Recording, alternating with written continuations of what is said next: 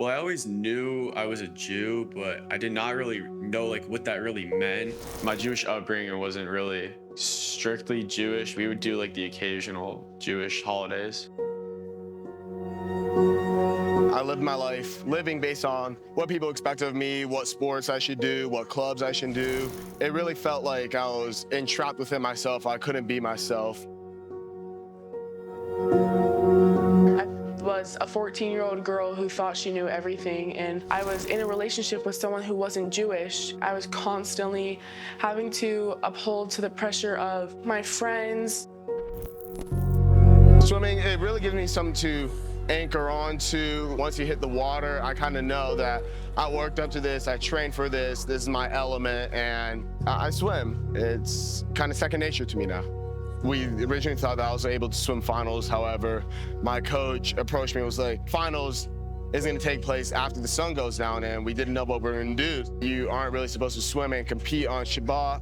I spent 5 years of my life preparing for this, literally all my middle school and high school years. I transferred from one school to another school. I left behind classmates, I left behind old teammates. All the early mornings, everything that I sacrificed, it was that one moment for me.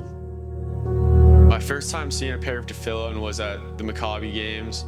It was actually a big C-team table, and these kids were putting like black leather on their arms and like a box on their head, and I had no clue what it was. Freshman year, I started dating this boy, and then October 7th happened, and I just immediately felt such grief. I felt like I wasn't doing enough. And my friends never understood the depth and why I cared so much. But over time, I really just have learned what it's like to just be myself, and that also incorporated with how I started becoming more Jewish. Lerne geworden die Torah und bei ihr geworden die Torah. Torah's Chaim und Torah an Anweisungen tagtäglichen Lernen. Und was bei leichtem Lernen, nutzt ist die Möglichkeiten in der vollster Maß. Literally last minute, like a couple hours before, I made my decision where I was not gonna swim during finals. To me, Shabbat is a time to grow my spirituality. It's something I can't live without, really. I feel a lot more confident in myself, not shy, not ashamed.